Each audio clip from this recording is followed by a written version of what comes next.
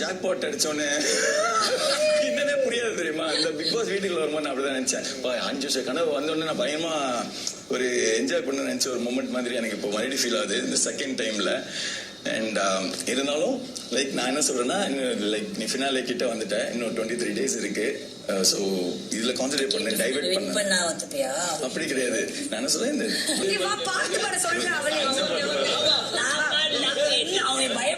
பாட்டு பாடுவேன்.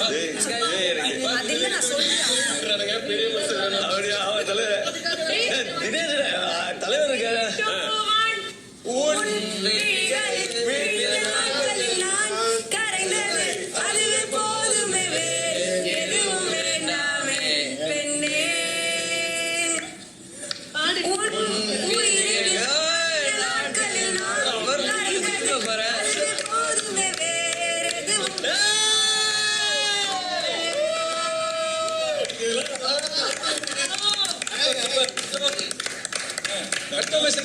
All the much. Very good. All the best. Happy for you guys.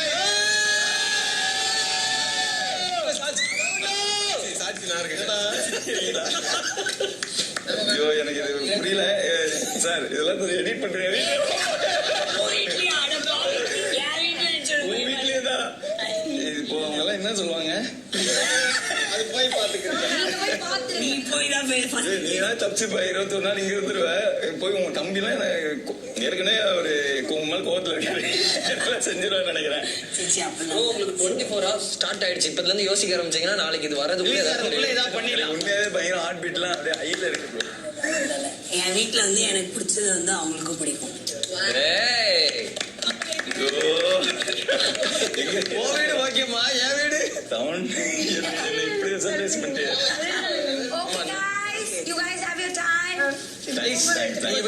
அப்படியா, இப்படி எடுத்துட்டு போயிடுவா. ஃப்ரேம் போட்டு அப்படியா. நீங்க சேச்சி வந்து ரொம்ப பாசிட்டிவ் தான் ஆக்சுவலி. சரி, வெரி பாசிட்டிவ். எனக்கு உங்க ஸ்டோரி எல்லாம் பண்ணும்போது ரொம்ப இதுவா இருந்துச்சு.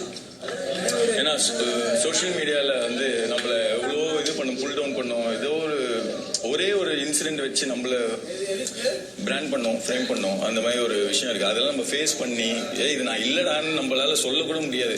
சொன்னாலும் நம்ம நடிக்கிறேன், நம்ம ஏதாவது ஒன்று வேற எதுக்காக பேசுறோம் அப்படின்னு சொல்லி பண்ணுவாங்க. அந்த ஒரு லைஃப்ல நம்ம இருக்கோம் எல்லாருமே. ஓகே, பதில் சொல்ற ஒரு இடத்துல. But you prove you like நீங்க வெளில வரும்போது ரொம்ப ஹாப்பியா இருக்கீங்க. ரொம்ப ஹாப்பியா இருக்கு. எந்த மூமெண்ட்ல வந்தாலுமே யூ ஆர் லைக் ரொம்ப பாசிட்டிவா இருப்பீங்க வெளியில. நீங்க வேற லெவல்ல வந்துட்டீங்களே. இப்போ அப்படியே ஸ்லிம் ஆகி கொஞ்சம் பண்ணனா இப்ப அது எப்படி ஆச்சு?